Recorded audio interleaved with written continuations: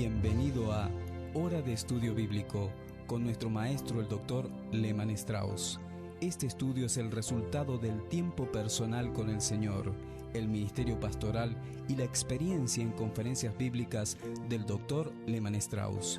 Él nos instruye y alienta con la enseñanza de la palabra de Dios. Ahora, el Dr. Strauss en la voz y adaptación de Raúl Ferrero. Muchas gracias, mis queridos oyentes, por sus oraciones, por su correspondencia y por sus donativos. Es de sumo gozo recibir correspondencia de parte de ustedes. Significa mucho para mí, ya que es mucho trabajo preparar los estudios, grabarlos y editarlos, pero es algo que hago con mucho gozo. Si aún no se ha contactado con nosotros, por favor hágalo. No tiene que agradecernos por nada, simplemente díganos algo en cuanto a lo que está escuchando y aprendiendo. Hoy vamos a comenzar con una nueva serie de estudios y es en cuanto a la obra y la persona del Espíritu Santo. Vamos a estudiarlo de una manera un poco distinta de lo que tal vez usted esté acostumbrado. Así que prepárese, ya que vamos a tener una palabra de oración y luego sí, daremos comienzo a esta nueva serie. Amado Dios, te agradecemos hoy por todo lo que has planeado para la humanidad en la persona y obra de Cristo a través del Espíritu Santo. Te agradecemos por habernos dado la revelación de todas estas cosas en tu santa palabra, la Biblia, y queremos agradecerte que tenemos a su autor como maestro, el Espíritu mismo que clama Abba, Padre. Te agradecemos por el ministerio de la palabra escrita. Te agradecemos por poder usar un medio como la radio, Señor. Te agradecemos por cada emisora que lleva tu palabra y oramos por ellas, para que tú las uses en gran manera al diseminar el Evangelio. Ahora, Padre, para nuestro programa de hoy queremos pedirte que animes nuestros corazones con tu palabra, que ésta llegue al corazón de aquellas personas que no te conocen. Te pedimos todas estas cosas en el nombre de nuestro Señor Jesucristo. Amén. Hoy vamos a comenzar, como les decía, con una serie de estudios sobre la persona y la obra del Espíritu Santo.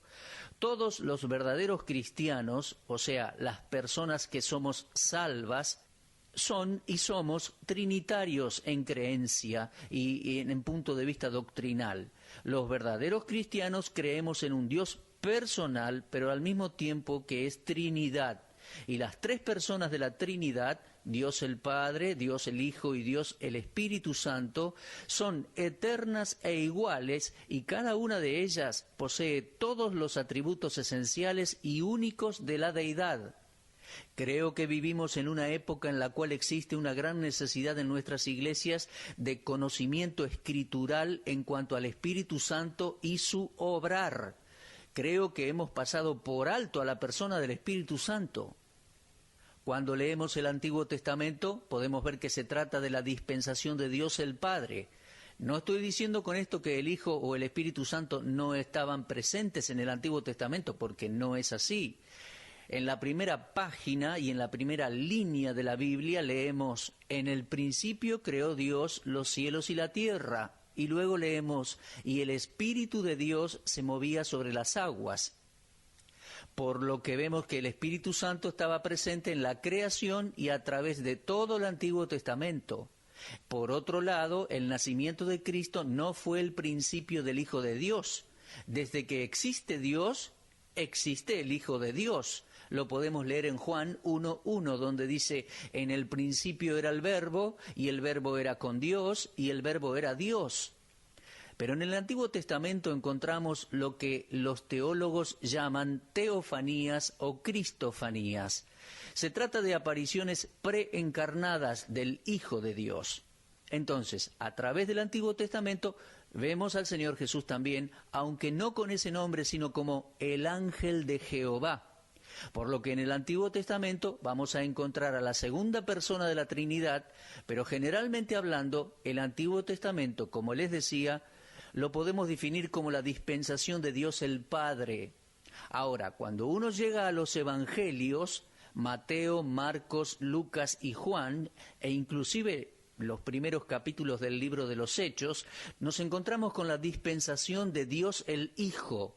Esos 4 libros del Nuevo Testamento tratan mayormente de la persona del Señor Jesucristo. Una vez más, no quiero decir con esto que en los Evangelios no encontramos al Padre o al Espíritu Santo, porque tampoco es así. Las 3 personas están presentes en los 4 Evangelios. Por ejemplo, durante el bautismo de nuestro Señor, tal como lo relata Mateo en el capítulo 3 de su libro, el Padre estuvo presente y habló, y dijo: «Este es mi Hijo amado, en quien tengo complacencia». Y en ese momento el Espíritu Santo descendió desde el cielo como una paloma, por lo cual en el bautismo de Cristo tenemos a las 3 personas de la Trinidad presentes. No obstante, les decía, los Evangelios son la dispensación de Dios el Hijo. Ahora, cuando llegamos al primer capítulo del libro de los Hechos, sucede algo maravilloso. La segunda persona de la Trinidad asciende a los cielos. Nos referimos a este acontecimiento como la ascensión de Cristo. Y luego, la tercera persona de la Trinidad viene a la tierra y lo vemos o lo leemos ahí en Hechos capítulo 2. Allí tenemos el comienzo de una nueva dispensación, podríamos decir, la del Espíritu Santo. A veces nos referimos a esto como la dispensación de la Iglesia o la dispensación de la gracia de Dios. Bueno, cualquiera de estas designaciones es correcta. En la actualidad vivimos en la dispensación del Espíritu Santo. No estoy sugiriendo con esto que el Padre y el Hijo están ausentes, porque están presentes, Hebreos 7:25 dice: «Por lo cual Cristo puede también salvar perpetuamente a los que por Él se acercan a Dios, viviendo siempre para interceder por ellos». Lo que estoy tratando de decir es que la dispensación presente es primariamente la del ministerio y el obrar del Espíritu Santo. Ahora, quisiera mencionar algunas porciones de la Biblia que hacen referencia en cuanto a la persona y obra del Espíritu Santo, mientras el Espíritu obra en la vida de los individuos. No vamos a hablar en cuanto al rol del Espíritu Santo en la inspiración o revelación de las Escrituras o en otras facetas de su ministerio, sino más específicamente en cómo Él obra en el corazón y en la vida de cada persona. Pienso que es un tema sumamente importante. Ha sido un tema de gran preocupación de mi parte, el ver la ignorancia de parte de muchos creyentes en cuanto a verdades esenciales del obrar del Espíritu Santo. Ahora bien, no es un error poco frecuente que alguien se refiera al Espíritu Santo como a una mera influencia o fuerza. A veces escucho a algunos creyentes incluso referirse al Espíritu Santo como a algo. Es muy frecuente y común, pero está mal en realidad. Es una equivocación, porque en Romanos 8, versículo 16, leemos: «El Espíritu mismo da testimonio a nuestro espíritu de que somos hijos de Dios». Si usted tiene la Biblia abierta en ese pasaje, tache la palabra mismo y cámbiela por santo. Y luego en el versículo 26 de Romanos 8 leemos así: «Y de igual manera el Espíritu nos ayuda en nuestra debilidad. Pues ¿qué hemos de pedir como conviene? No lo sabemos, pero el Espíritu mismo intercede por nosotros con gemidos indecibles». Y más adelante, en Primera de Pedro capítulo 1 y versículo 10, leemos así: «Los profetas que profetizaron de la gracia destinada a vosotros, inquirieron y diligentemente indagaron acerca de esta salvación, escudriñando qué persona y qué tiempo indicaba el Espíritu de Cristo que estaba en ellos, el cual anunciaba de antemano los sufrimientos de Cristo y las glorias que vendrían tras ellos». Muchas veces hay errores en la traducción, dado que la palabra griega para espíritu, la palabra neuma, es neutra en el griego. Pero usted verá, mi querido oyente, el Espíritu Santo es una persona y por ende siempre debemos referirnos al mismo como tal, como una persona. Nunca se refiera al Espíritu Santo como una influencia. El Espíritu Santo es una persona de la Divina Trinidad, igual que Dios el Padre, eterna junto al Padre y al Hijo, la cual posee todos los atributos esenciales y únicos de la deidad. Volviendo a la palabra neuma, quiero decirle que es la raíz de varias palabras castellanas. El significado de la misma es aliento, espíritu e incluso aire e incluso viento. Los primeros automotores que se inventaron traían ruedas de goma maciza. Luego alguien inventó y desarrolló la rueda de caucho inflada con aire, la cual fue llamada desde entonces neumático. ¿Lo puede observar? La palabra neumático posee la raíz griega neuma, una cubierta inflada con aire adentro. Además tenemos una enfermedad bastante común del sistema respiratorio que se llama neumonía. Tiene que ver con la respiración, con el aire, con los pulmones. Ahora bien, hasta allí el sentido de la palabra neuma, espíritu, Ahora, existe otro motivo por el cual hay tanta necesidad en la actualidad de enseñar en cuanto al Espíritu Santo. Es posible que individuos se hayan confundido con el término espíritu. ¿Se da cuenta? Es natural para uno asociar la palabra espíritu con una aparición o un fantasma o una sombra o algo intangible. Un amigo mío hace algún tiempo me dijo que la palabra fantasma en el inglés antiguo era la misma palabra que para huésped. Bueno, esto es exactamente lo que el Espíritu Santo es, un huésped en nuestras vidas. Me gusta más esa palabra que espíritu, ya que esta última da la impresión a la gente de que se está hablando de un fantasma o algo así. Pero entienda bien esto, podemos ver que el Espíritu Santo es una de las personas de la Trinidad.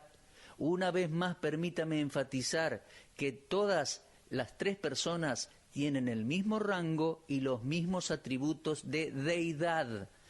El Espíritu Santo es la persona de la Trinidad que viene a morar en el creyente y residir en él. No fue el Padre el que vino a morar en mi cuerpo cuando me arrepentí de mis pecados, ni el Hijo, sino el Espíritu Santo. Él no va a entrar en ningún lugar a donde no sea recibido. Viene como huésped santo, esperando que el individuo lo reciba al recibir a Jesucristo como su Salvador personal.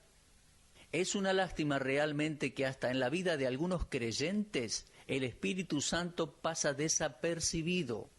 El trato que le damos al Espíritu Santo que mora en nosotros es peor que el que le damos a personas que invitamos a nuestros hogares. Hace algún tiempo atrás, cuando ejercía el pastorado, conocí a un predicador notable. Se llama el Dr. Savage, que fue el pastor de una iglesia en Michigan, en Estados Unidos, por más de 35 años. Cuando yo no podía estar presente, el Dr. Savage predicaba en nuestra iglesia. Al regresar de mis viajes escuchaba la grabación de su mensaje. Al volver de uno de mis viajes me puse a escuchar su predicación y él dijo lo siguiente. Dijo creer que muchas iglesias evangélicas locales podrían disfrutar de más éxito si el Espíritu Santo no existiera. Digamos que me impacienté un poco al escuchar eso. Pensé, no, eso no es así, seguro que quiso decir otra cosa. Al instante volví atrás la grabación y la escuché de nuevo. Y me convencí de que lo que había dicho era verdad. Creo que la actividad de muchas iglesias e individuos es más bien una rutina, algo preformulado. Tal como hacemos al pagar los servicios, tenemos que seguir ciertas reglas, parámetros. De la misma manera hacemos en la iglesia. Hasta tenemos una constitución y seguimos paso a paso las reglas. No pienso discutir sobre si el Dr. Savage estaba en lo cierto o no, pero creo que él sacó a relucir una condición existente de la cual la mayoría de los cristianos no se da cuenta. No se tiene en cuenta al Espíritu Santo. Tal como los discípulos en Éfeso, muchos en nuestras iglesias deben confesar, como dice Hechos 19:2, ni siquiera hemos oído si hay Espíritu Santo. Y al parecer hay temas mucho más importantes e interesantes que el estudio bíblico de la persona del Espíritu Santo y sus funciones. En este breve estudio lo que quiero hacer es buscar ciertos pasajes bíblicos en cuanto al ministerio del Espíritu Santo en la vida de personas. Bueno, para eso comencemos allí abriendo nuestras Biblias y comencemos con nuestro estudio. El primer versículo que vamos a ver se encuentra en Génesis capítulo 6. Génesis capítulo 6 es un capítulo informativo y muy interesante, ya que tiene que ver cómo Dios trata con el pecado de la raza humana allá en los comienzos de la historia. Él tuvo que tratar con Adán y Eva y también con Satanás, que los tentó. Pero aquí en este capítulo 6 de Génesis, Dios tiene que tratar con el pecado y con la humanidad en otra medida, una medida mucho más grande. Leamos Génesis 6:1. Dice así: Aconteció que cuando comenzaron los hombres a multiplicarse sobre la faz de la tierra y les nacieron hijas, que viendo los hijos de Dios que las hijas de los hombres eran hermosas, tomaron para sí mujeres, escogiendo entre todas. Estoy seguro que más de uno de ustedes querrá saber cuál es mi posición en cuanto a los hijos de Dios y las hijas de los hombres. Bueno, no voy a ponerme a discutir el asunto en esta ocasión. Yo tengo mi opinión y hay personas piadosas que no están de acuerdo con la misma, pero solo quisiera decir que estoy seguro de una cosa aquí. Aquí tenemos una alianza que no es santa, que es desigual, y Dios no tolera esto.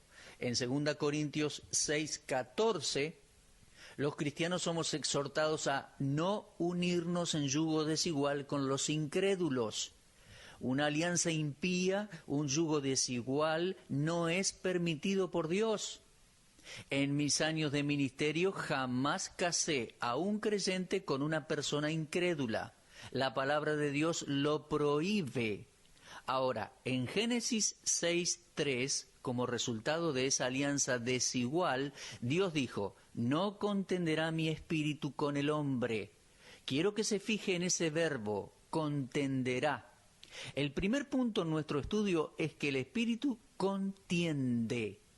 Ahora, hay dos lecciones que podemos aprender aquí, en el contexto de Génesis 6:1-3. La primera es que el Espíritu Santo lleva a cabo un ministerio de contención y de convicción contra el pecado y contra los pecadores. Él contiende contra el pecado. Y la segunda lección es que Dios no continuará con ese ministerio para siempre. Vamos a considerar esas dos lecciones una por vez. Desde la caída de Adán y Eva en el huerto de Edén, Dios en la persona del Espíritu Santo ha estado contendiendo con el pecador. Él es santo, su nombre bien lo atestigua. Es el Espíritu Santo y dado a su santidad es sensible al pecado. Existen varios simbolismos en la Biblia para el Espíritu Santo. El agua es un símbolo del Espíritu Santo, el fuego es otro, el viento, la paloma. Usted recordará el bautismo de Jesús cuando el Padre dijo: este es mi Hijo en quien tengo complacencia, ¿verdad? En ese momento el Espíritu Santo descendió como paloma. Ahora, ¿por qué se eligió una paloma para representar al Espíritu Santo? Bueno, nunca estudié las aves, pero pienso que la paloma es reconocida por su pureza. En el Cantar de los Cantares, capítulo 5 y versículo 2, Salomón dice de la sulamita: paloma mía, perfecta mía. La Escritura usa el término perfecto en relación con la paloma. Los naturalistas dicen que la paloma es reconocida por su pureza. Se trata de uno de los animales aceptados como sacrificio a Dios. Podemos ir a Levítico capítulo 12 y allí comprobarlo. Allí vemos que el pueblo traía palomas como sacrificio para el Señor. La madre de nuestro Señor, en los días de purificación, según la ley, hizo una ofrenda de palomas. Cuando Jesús encontró a los mercaderes del templo profanando lo santo para ganancia personal, arrojó a los que estaban vendiendo palomas, dice Mateo 21:12. Desde ya que estaban vendiendo palomas porque eran aceptadas como sacrificio a Dios y eran más baratas y accesibles para la gente pobre. Pero ellos estaban profanando lo santo. Juan nos dice que el Señor reprendió directamente a los que estaban vendiendo palomas. Lo leemos en Juan 2:16. Entonces, el Espíritu Santo es sensible a toda impureza e injusticia. Por ende, contiende contra el pecado. Ese es su ministerio. No se olvide de esto, ya que el Espíritu Santo mora en usted si usted es creyente y está luchando contra el pecado. El ministerio del Espíritu Santo en el mundo antes del diluvio es visto también contendiendo con el pecado en aquel día. Intentaba refrenar la maldad de una humanidad que se precipitaba hacia el juicio divino. Tal como lo veremos más adelante en nuestro estudio, el espíritu luchando contra el pecado es muchas veces resistido por el pecador. Por lo tanto, la convicción no resulta en conversión o salvación. La primera obra del Espíritu Santo que es efectiva para nuestra salvación es la convicción de pecado. Se trata del trabajo inicial del Espíritu Santo, a donde Él comienza la labor en la vida del pecador. En Juan capítulo 14, 15 y 16 encontramos un nombre distinto adjudicado al Espíritu Santo. Se trata de la palabra consolador, escrita con mayúscula, la tenemos allí. En Juan 14, 16 el Señor Jesús estaba hablando y diciendo: yo rogaré al Padre y os dará otro consolador para que esté con vosotros para siempre. Aquí el Espíritu Santo, el Consolador, es dado con el propósito de proveer compañía, para que esté con vosotros para siempre. El Espíritu Santo mora en los hijos de Dios y Él no está por un breve periodo de tiempo, sino para siempre. Hace muchos años que acepté a Cristo como mi Salvador personal y el Espíritu Santo nunca me ha dejado. Él ha sido siempre mi compañía. Luego en el capítulo 14, versículo 26, encontramos el ministerio del Consolador, el Espíritu Santo, para aconsejar. Jesús dijo: Él os enseñará todas las cosas. Y luego en el capítulo 15, versículo 26, dice: pero cuando venga el Consolador, a quien yo os enviaré del Padre, el Espíritu de verdad, el cual procede del Padre, Él dará testimonio acerca de mí. Aquí Él provee coraje para testificar, hermano. Y luego en el capítulo 16 tenemos la última aparición de la palabra consolador, paracleto. Lo leemos allí en el versículo 7. Pero yo os digo la verdad, os conviene que yo me vaya, porque si no me fuere, el consolador no vendría a vosotros. Mas si me fuere, os lo enviaré. Y cuando Él venga, convencerá al mundo de pecado, de justicia y de juicio. Este es el ministerio de convencer. Sí, mi amigo, antes de que una persona pueda ser regenerada o pueda nacer de nuevo, su corazón debe estar preparado para recibir a Cristo y la vida eterna, y dicha preparación es obra del Espíritu Santo. A aquellos de nosotros que estamos involucrados en la predicación del Evangelio y la enseñanza de la palabra de Dios, a veces cometemos el error de tomar este ministerio en nuestras propias manos. Lo queremos hacer nosotros. Es ministerio del Espíritu Santo el convencer a una persona de pecado. El Espíritu contiende. Ahora ya estamos encaminados en nuestro estudio, el cual vamos a continuar, Dios mediante, en nuestro próximo programa.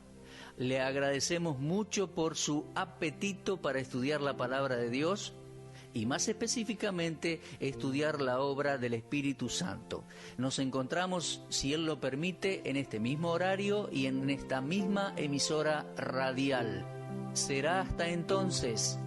Usted estuvo escuchando Hora de Estudio Bíblico con el maestro, el doctor Lehmann Strauss. Le dejamos la invitación para que el día de mañana nos acompañe aquí, en este mismo horario y punto del dial. Hora de Estudio Bíblico es una producción de BBN.